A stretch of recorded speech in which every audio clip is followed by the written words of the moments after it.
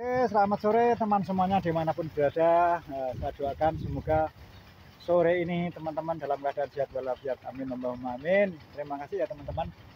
Seperti ini, saat ini saya berada di lokasi kebun saya yang sebelah timur, yaitu sudah sebelah timur rumah, saya kira seperti itu. Memang perlu saya sampaikan, apa ya istilahnya, kebun saya itu meskipun hanya garapan, tapi lokasinya itu banyak, kurang lebih ada 4 titik ya. Jadi ya bisa dibilang lumayan lah meskipun itu hanya garapan. Tapi alhamdulillah meskipun seperti itu, meskipun garapan maksud saya, ya saya kira banyak keuntungan atau manfaat yang saya dapatkan, terutama dalam hal penghasilan. Dan alhamdulillah sampai saat ini saya rasakan ya, artinya banyak manfaatnya sekali, terutama dalam untuk penambahan pendapatan atau ekonomi, dalam hal ekonomi maksudnya seperti itu teman-teman ya. Yang di sini ini jagung saya ini nanam yang pertama, artinya yang pertama ketika turun hujan yang pertama, jadi hujan kedua itu saya langsung tanam ini, dan sekarang posisinya sudah pengering ya, ini sudah mengering. Jadi ini sudah mengering teman-teman ya. Kemarin pas saya bikin video di sini ketika saya memanen memanen kacang tanah, itu belum kering seperti ini. Ini sekarang sudah banyak yang mengering, artinya ini kan sudah tua. Jadi kalau normalnya 1 minggu lagi insya Allah sudah bisa dipanen ini yang sini. Nah, terus yang seperti kemarin saya bikin video di lokasi saya yang lain, yang dekat dengan pabrik itu pun sudah mulai menua, sudah mulai mengeras. Terus yang di atas dataran sana itu sudah istilahnya sudah tukul obote ya, nek cara wong kene ngarani sirap. Nah itu kira-kira kalau sudah sirap itu biasanya jagung itu 1 minggu lagi sudah bisa dibakar, artinya ya semedeng atau sedengan, saya kira seperti itu ya teman-teman ya. Perlu saya sampaikan lagi ya, aktivitas saya ya seperti ini ya, nggak pagi nggak sore ya, setiap kali ada peluang, ada waktu. Kalau tidak hujan tidak hujan, itu setiap hari ya memang saya harus tetap keliling kebun. Itu karena aktivitas pokok yang tidak bisa ditinggalkan. Tujuannya apa ya? Satu, tujuannya ya seperti tadi, mengontrol tanaman. Yang kedua ya keliling-keliling, tujuannya juga memeriksa atau mengontrol tanaman itu apa istilahnya, ada hamanya atau tidak, seperti itu ya teman-teman. Terus yang ketiga juga ya istilahnya aktivitas saya secara pribadi untuk kebutuhan kebutuhan tubuh saya sendiri dalam hal kesehatan itu ya jelas memang seperti itu ya. Pokoknya kudu keliling ben siji ya, ngontrol tanaman, aktivitas rutinitas atau kewajiban. Terus yang ketiga ya ben sehat, awak dhewe keliling puter-puter jalan kaki itu ya ada nilai kesehatannya juga. Seperti itu ya teman-teman. Jadi ya kayak ini ya teman-teman loh, ini sudah mengeras semuanya, sudah kuning-kuning, sudah putih-putih ini kebunnya. Jagungnya pun sudah mengeras. Ini 1 minggu lagi saya kira sudah bisa dipanen. 1 minggu lagi sudah bisa dipanen ini. Dan ya iya ya, ini emang awak dhewe nandur ya arep-arepe ya panen ya teman-teman. Jadi ini suatu rahmat, suatu nikmat atau rezeki yang diberikan Allah ya. Saya bersyukur kepada Allah, terima kasih atas semuanya yang sudah diberikan, yaitu nikmat kesehatan, nikmat berupa rezeki ya, sehingga rezeki dalam hal saya nanam juga alhamdulillah normal, itu juga rahmat juga ya. Ya patut kita mensyukurinya, saya kira seperti itu ya. Jadi banyak hal ya yang perlu disampaikan dalam hal berkebun. Memang kalau kita bisa menelaah ya ora Oh, memang manfaatnya berkebun itu luar biasa. Ya coba saja. Yang jelas tidak hanya tidak hanya faktor ekonomi, dalam hal ekonomi. Artinya manfaat dari hal ekonomi saja, tapi dari banyak hal yang lain termasuk kesehatan apa itu, yang jelas petani atau berkebun memang itulah manfaat yang utama. Saya kira seperti itu ya. Apa sih intinya, gampangnya awak dhewe ku ketoke duwe akeh nek ora sehat. Jadi menurut saya ya, kesehatan itu adalah yang utama ya. Dan apa ya, kalau menurut saya sendiri bahwa wong tani sehat itu identik dengan istilahnya sehat dalam hal berkebun itu identik dengan kita tuh dekat dengan Allah ya. Seperti itu ya teman-teman. Jadi iya ya, wong awak dhewe ngrumati tanduran iku ya dideloki kok sitok. Tanduran niku ibaratnya kaya ya tidak ada bedanya dengan merawat bayi itu ya. Seperti itu ya teman-teman. Iya. Banyak hal yang kita dapatkan dari kita bertani atau berkebun itu sendiri.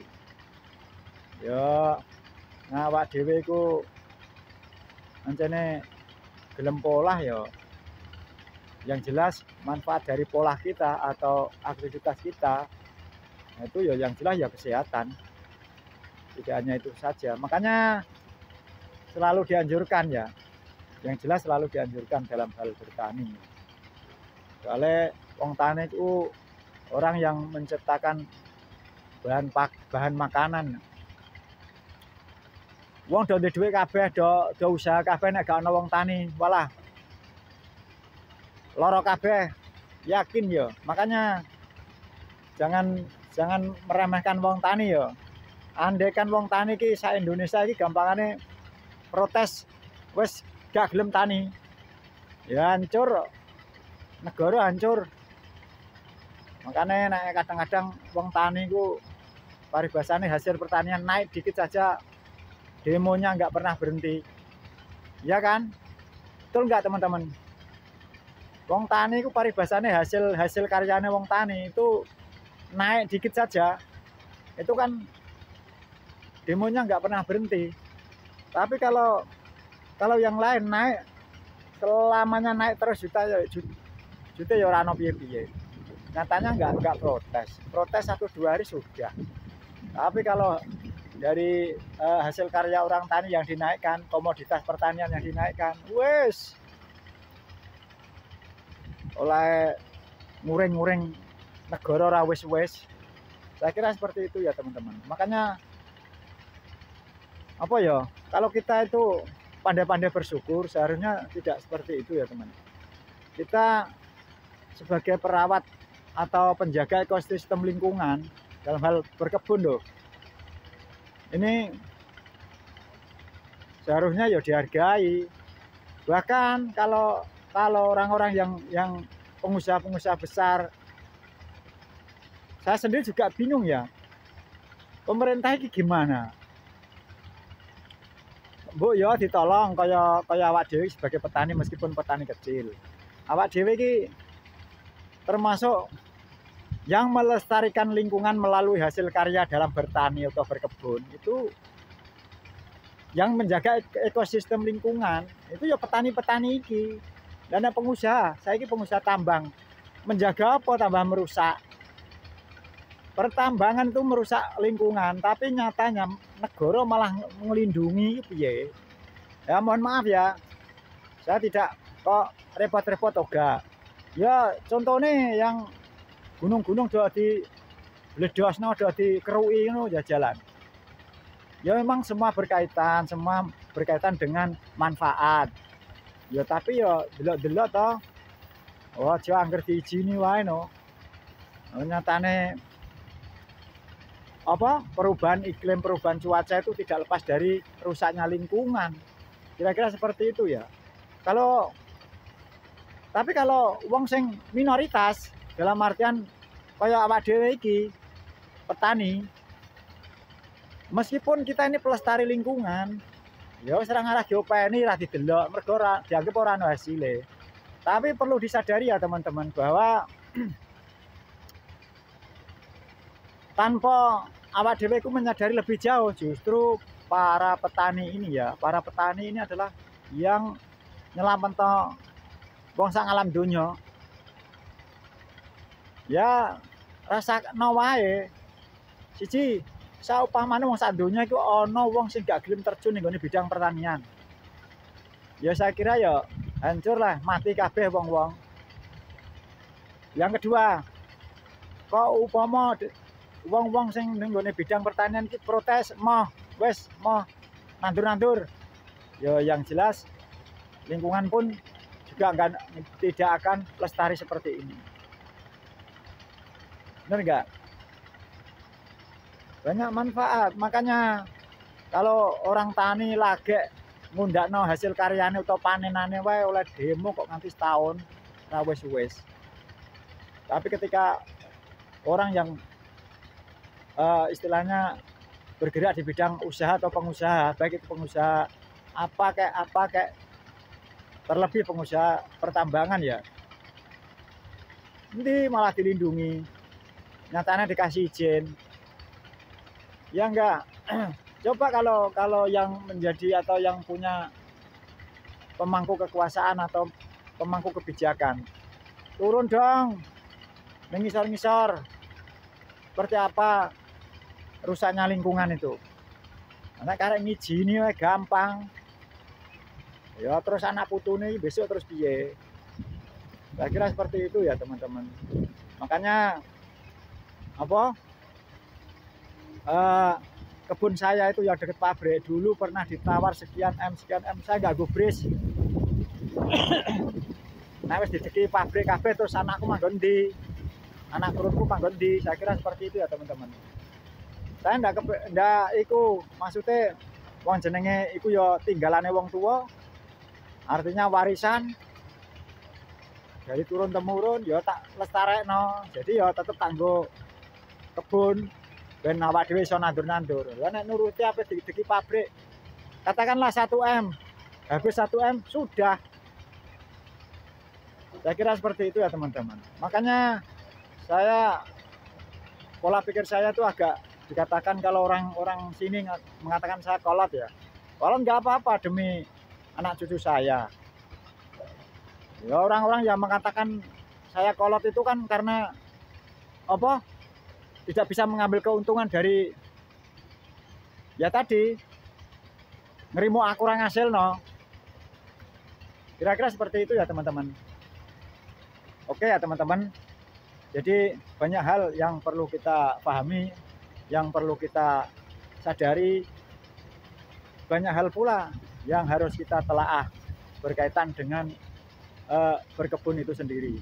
Seperti ini, selain saya mendapatkan hasil, selain kita mendapatkan hasil dalam hal pendapatan, terus masalah ekonomi juga secara tidak langsung itu juga terimbas juga. Terus yang kedua atau yang ketiga bisa saja yang tanpa kita sadari bahwa dengan berkebun kita juga ikut menyelamatkan keberlangsungan kehidupan makhluk di bumi ini ya. Yaitu tadi yang berkaitan dengan ekosistem lingkungan. Saya kira seperti itu ya teman-teman. Jadi aja dianggap remeh lur. Wong tani ku mbok piye-piye wae. Sing jelas penyelamat donya. Coba kalau nggak ada. Jadi ini mohon maaf ya. Saya kadang-kadang pendapat dengan para petugas ini ya, para petugas yang perhutani. Nah, perhutani sendiri itu pola pikirnya saya akui luar biasa. Ya, terima kasih buat para pemangku kebijakan di bidang perhutanan ya. Saya salut dengan perhutani ya, kebijakannya perhutani. Perhutani itu ada kebijakan yang memang di situ benar-benar selain membawa keuntungan dunia dalam hal ini yaitu ya tadi urusan ekosistem tadi. Neng gone alas iku nek memangnya ora oleh dijikuk ya ora oleh dijikuk, meskipun itu hanya semak atau batu kerikil. Kalau memang nggak boleh, nggak boleh. Nah itu bener. Soalnya kandungan bumi termasuk ya tumbuh-tumbuhan dan bebatuan dan yang lain itu juga merupakan ekosistem lingkungan. Saya kira seperti itu ya. Jadi kalau itu diizini oleh misalnya ya walah entek cah. Ya tapi kerusakan lingkungan yang di tahun-tahun 90-an dalam hal ini yang waktu penjaraan seperti dulu itu ya, di eranya Pak Harto dulu itu ya, atau di eranya Pak Habibie kalau nggak salah ya, itu memang ya membawa dampak yang saat ini kita rasakan. Artinya dampaknya ya ora penak, nyatane alas ya entek. Sekarang warga-warga yang hidup di dekat hutan itu punya pemikiran seperti ini. Jadi di lahan-lahan kebun yang mungkin orang yang banyak lahannya itu ya sekarang sudah ditanami pohon jati seperti ini ya, itu ya mungkin secara tidak langsung ya itu juga bagus. Artinya ini juga memperbarui atau apa nak ngarani reboisasi